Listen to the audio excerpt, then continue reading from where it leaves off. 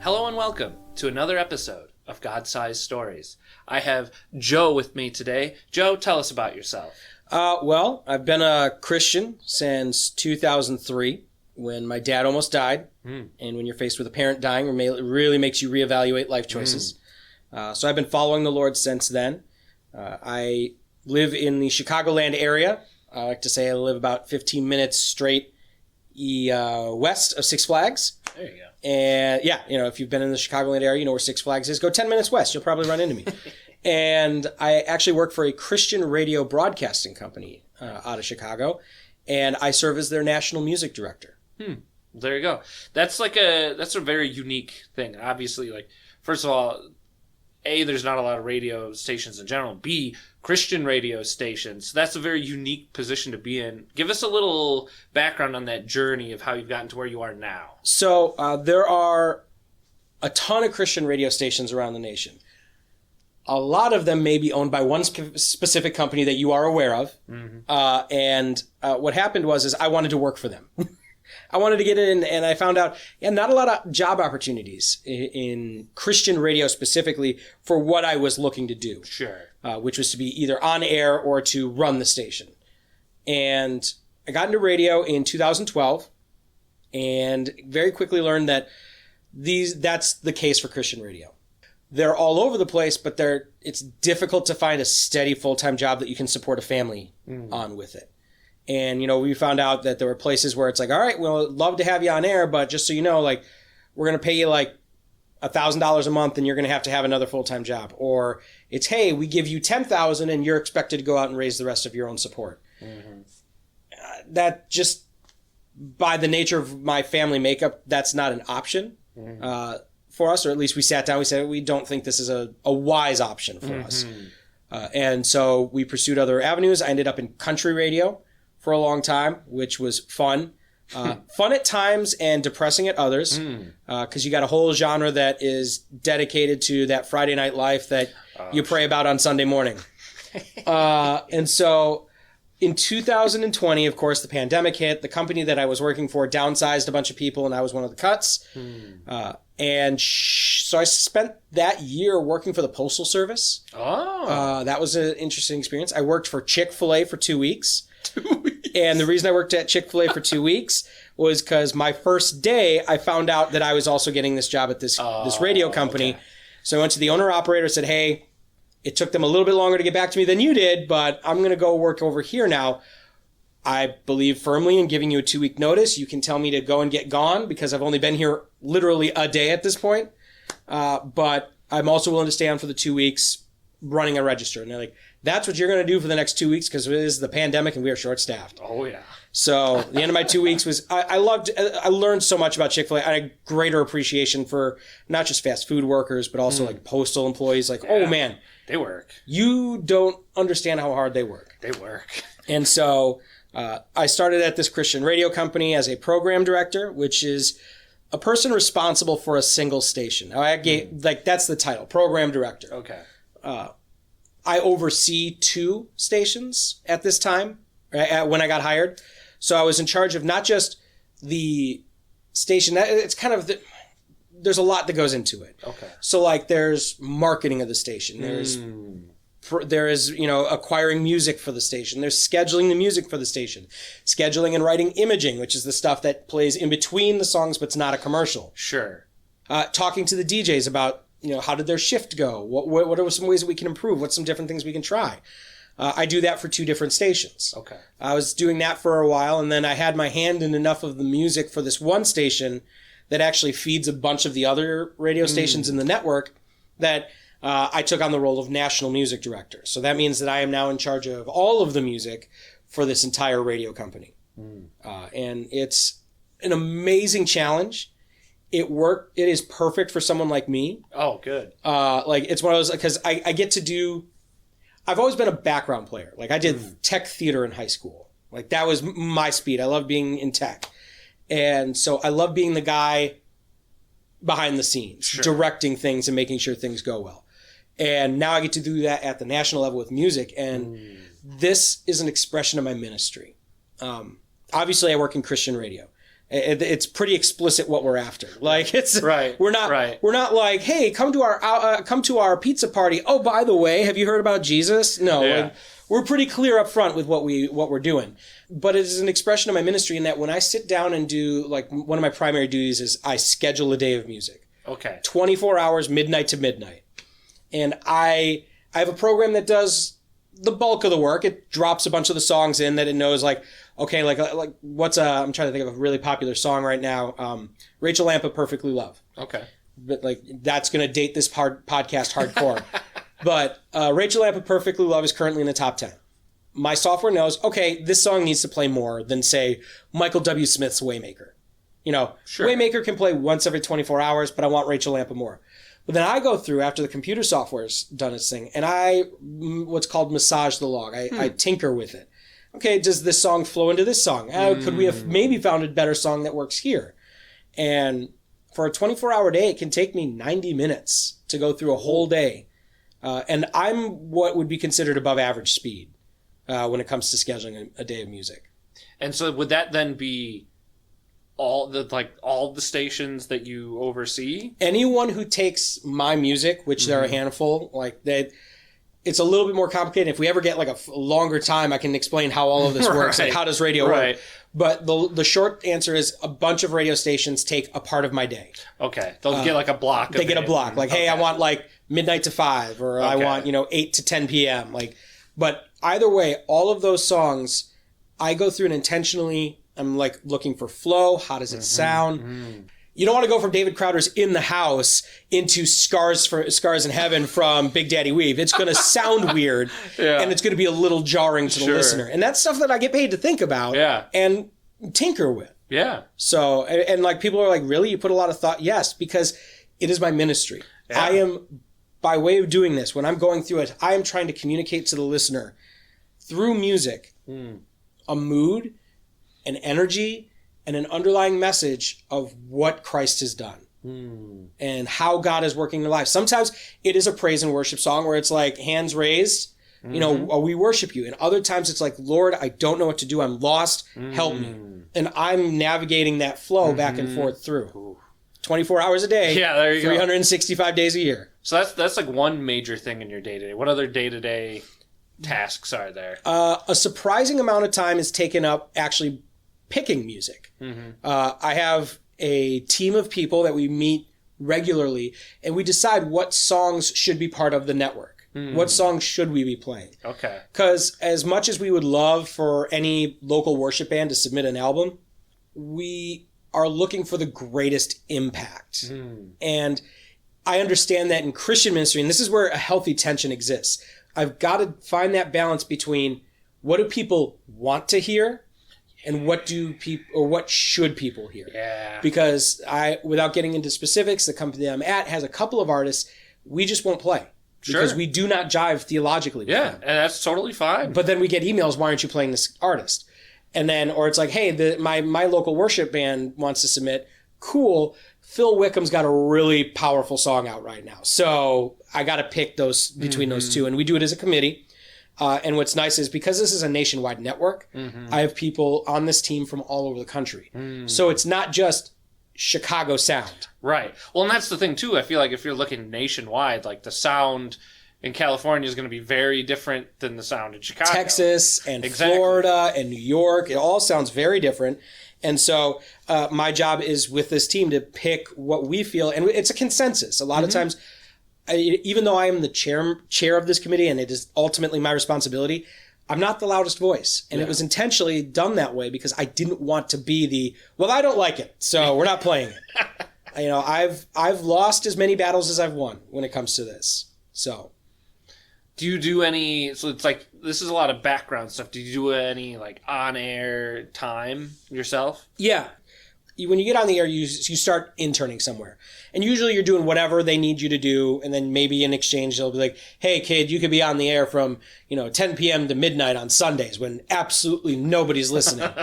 When everyone's sleeping, you'll get the 1 a.m. to 3 a.m., on Sunday morning, graveyard shift kind of stuff. It's called burying, and it's because you got to practice. You got to get good at it. And that's why, your morning drive on Monday through Friday is the prime time slot. Yeah. Although, spoiler, little insider knowledge, although we've always thought morning radio was the prime time spot, because of the advent of at-work listening, your midday guy or gal or team, you're usually like 10-ish to 2-ish, they're the most listened to day part. Interesting. Because listeners find their station, they lock in, and they just leave it. Yeah. With driving, you've got listeners for maybe 10, 15 minutes while they're commuting. Maybe a little bit longer if you're taking the kids and stopping at Starbucks. But once you're at your desk, that's 6-7 hours of uninterrupted listening. That's true. Never thought about that. Yeah, stations really should be spending more time. If there's a radio person out there listening, spend more time on your midday day part than you think you should. I worked my way. I've done afternoons, I've done nights, I've done middays. I've never wanted to do mornings. Again, this is part of that background. I don't want to be the guy. Right. Like, without putting too fine a point on the radio industry, morning show is the most stressful. Because it's also the one that will get you fired the fastest. I bet. Because that is the money day part. I mean, businesses still pay top dollar for morning show I'm sure. ad time. So if your show is slipping, you're gonna be gone. And so I never wanted to do mornings. Totally fine being a program director who helps other DJs be better. Do they know you're a teacher? Yeah, we talk all the time about me being a teacher. Okay. So, and I'm very sorry to do this to you, but there's an old adage, those who can't do teach. Oh, yeah. Definitely. And that is very much me. Like, I can't be a good on-air presence. I'm not nearly as funny. I'm not nearly as talented, or as engaging, but I'm really good at directing people down the right path when it comes to that. So that's really a good skill set that I make use of a lot. Nice. Like, you went into a little bit about the committee part of, like, picking the music, but, like, where do you, like, how do you, and this is maybe a bigger radio question in general, how do you, like, source said music? Or is that too big of a question? Oh, no. I mean, real quick, I can hit the highlights of, naturally we get occasionally someone like hey, I got a single I want to play on the radio. And I always reply, thank you very much for the submission. I will listen to it, I promise you, but I am so busy that I cannot guarantee I'll get back to you about it. And I will not guarantee any airplay as a result. And that's to protect me and the organization. Then I work a lot with record labels. Warner Music has a Christian division. Universal has a Christian division. And then there's even a few Christian-specific labels that have Christian imprints. One that comes to mind that I work regularly with is Fair Trade. They actually manage like Mercy Me, Phil Wickham, Hope Darst, CeCe Winans, like big names. And so I work with them a lot. And they will alert me, hey, Phil Wickham's got a song that's called Going for Ads.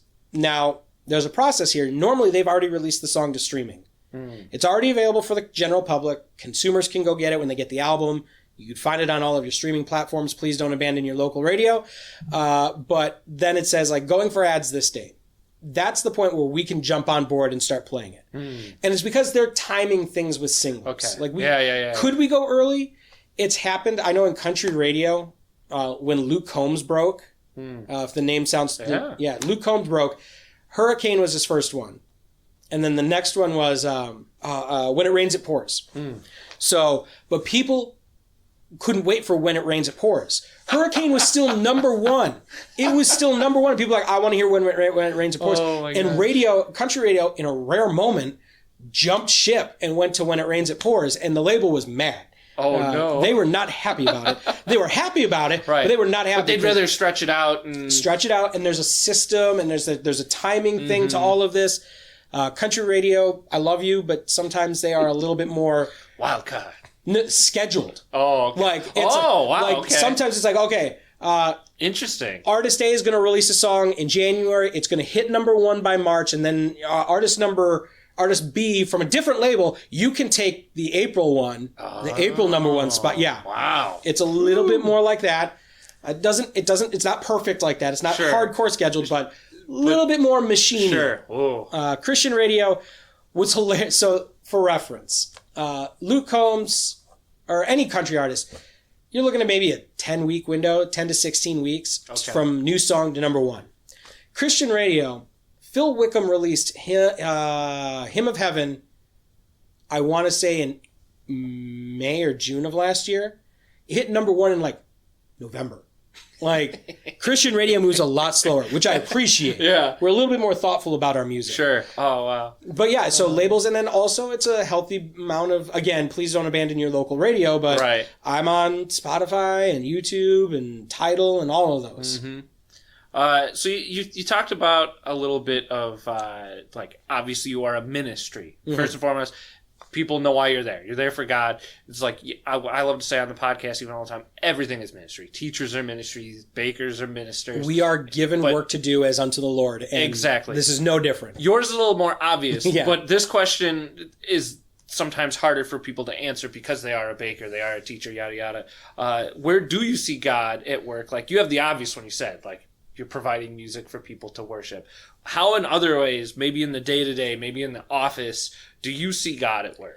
We have a email account that people can send in prayer requests to. We have our Facebook account, which people can reach out to. I always encourage people to reach out to me directly if they want, which, Hey Joe Pitt on Instagram and Twitter. Not going to find me on Twitter too much these days, but Hey Joe Pitt Instagram, like on Instagram, you can find me there. Send me a message, and I love to chat with people. But prayer requests will come in there. Song requests come in there. And sometimes someone will request a song, and it'll be a deep enough cut that I'm like, why this song? And then the conversation starts. And it's like, well, you know, my husband and I really, you know, have been struggling, and this was a song that really meant a lot to us in the early days of our marriage, and just it helps encourage me to stay committed to that relationship. And it's like stuff like that. So impacting the benefit in being in an outward facing ministry role like this is there's a little bit more latitude to ask the leading question of why. Now that's for me. Around the office, you hear people all the time. Again, this is a radio network, so we have nationally known hosts and shows. Sure. And they're dealing with everything from suicide to mass shootings to political divisiveness. And they often tell stories about, like, hey, we got the listener on the air, off the air, we were talking and praying with them, and we led them down this road and stuff like that. So that's really cool. And then outside of the United States, one of the benefits in this network that I work with is we are truly trying to be global. And it's one of those that, like, for instance, we are fortunate enough, this is really cool, to be able to buy airtime in an Islamic-led country. Cool. The Islamic That's cool. rulers control every aspect of what gets on the media there. And we pay them for airtime, and they said yes, and it's Christian radio in a completely isolated Islamic nation. Wow. Yeah. You want to see where God's working? That's the kind of stuff. I mean, you hear about stuff like, you know, China, over, like, you know, radio towers pointed at China, or like at North Korea. But, like, for me, like, one of the things, like, we are buying airtime. Yeah, that's getting into the culture. We are the heart, and it is changing lives there. People are reaching out to our company, being like, can you send Bibles? Like we've got a few people, like, and like, but you can't send it directly to, like, you know, like, is there a way we can get some Bibles here somehow? Like, they search our mail kind of stuff. Like, yeah. So it's definitely, like, that's truly, and I'm not a big sales guy. That's why the part about raising my own support didn't really jive with me. Fundraising is naturally part of what we do. And we always make sure that when we're doing our fundraising drives, that they are aware that, hey, yeah, your donation keeps this music going, but it is also providing ministry to people who have never heard the gospel before.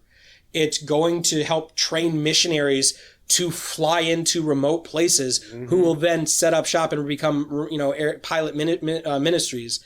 I mean, like, that is all the stuff that your money goes to. And I don't want to say that it is exclusive to my one company. The really cool thing about Christian radio is we all know who the dominant giant is, but they are still so cool because they're like, hey, we're all in this together. We all have the same boss. Like, we are all, whether you have 500 stations or you are a mom and pop 5,000 watter in, you know, a cornfield in Kansas, we all have one boss and one goal, and that is to share the gospel with as many people as possible. Amen. I'll put you on the spot for the end here. Yeah. You said you're not a sales guy, but it's time to put out a sales pitch to the listeners. You kind of referenced this a couple times. Don't abandon your local radio. Don't abandon the local radio. why. Tell them why. Like, convince them you should be listening to the radio instead of just pulling out your phone.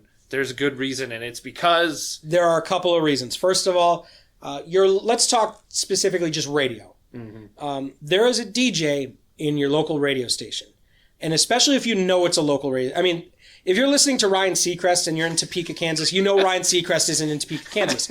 But maybe it's Jonathan in the afternoons on your station, or like it's, Rachel who does the night show. And she's talking about things in your neighborhood. She's talking about things in your community. Listen to that show. Let them know you're listening to that show, because that is what's going to keep local radio going. Now, outside of that, for instance, with me, we're part of a national network. Granted, we're a ministry. So the more you listen, the more, if you partner with us, I'll say this all the time during our fundraising drives, the goal of this is to get the gospel 6 inches further than it was yesterday. Like, if we've done that, we're doing our job and you're partnering with us. Amen. So local radio, when you listen to your local radio and they know you're listening, advertisers buy, and you're supporting your local business. It's no different than going into a small business and buying something locally made. I usually, around the holidays, will get into an intense discussion with a store owner who is just playing Pandora. I'm like, you have a radio station 30 miles away. Yeah, but, they got commercials for the other guys. It's like, yeah, that's true. But they also live here. They work here. They've got families here. They want to see you thrive, and the least you could do is help them out. So stick with your local radio station. Traffic and weather on the 8's never hurt anyone. Living in Chicagoland.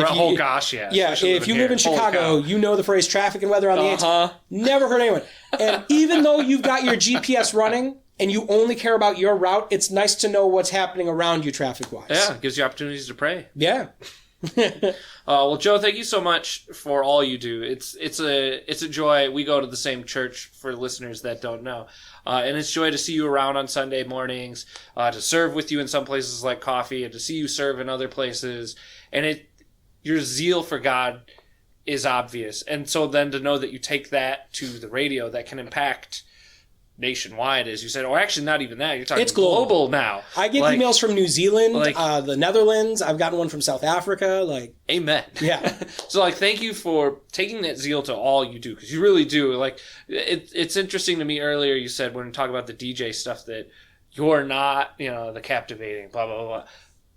I feel, and maybe it's more that you're just better one-on-one or in small groups, because, man, we could sit and talk. We could sit and talk all day. Yeah. It'd be bad for both of our schedules, but we could sit and talk all day. I'm sure of it. And especially when it's a subject that I'm passionate about, like Christian radio, or it changes lives. It saves souls. Absolutely. It matters. Absolutely. It's a thing that anyone can just turn on and hear the gospel at any point, in any place. They could be completely far removed from anyone else in their life that is a believer, maybe too afraid to walk into a church, because a lot of people are too afraid to walk into a church. I mean, after the last 5-10 years, I don't blame them. Yeah. After the last 5 or 10 years we've been through, I don't blame people with church hurt at all. Yeah, and so it's this is a comforting place that they can just rest their head. And as you said, with that 6 inches, maybe that's all the 6 inches it did today, was one person's maybe I could be okay with coming back to God, because this song is bringing me comfort, and that comfort is coming from God. I'm going to pray as a result of the song. Yeah. Hey, I'm going to reach out to my mom, who she always says she's praying for me, but I don't know what that means. Absolutely.